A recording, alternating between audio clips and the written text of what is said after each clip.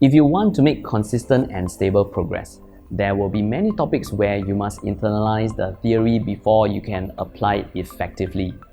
I'm sure we have heard people say math is all about practice, and if we put in the hard work, we will get good results.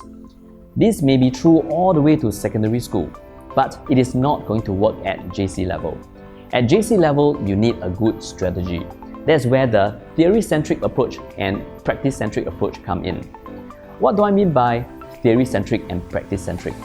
Here is the easiest way to understand what is a practice-centric topic.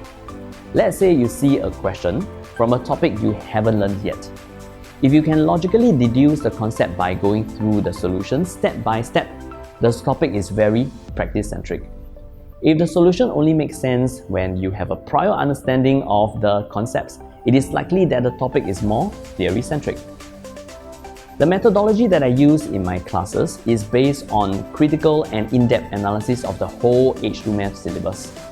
The very theory-centric topics take a good 30 to 40% of the whole syllabus, and that is where the hardworking students who did nothing but practice actually lost marks. To avoid this, let's identify exactly where each topic falls on the spectrum and then use the most effective method to tackle it.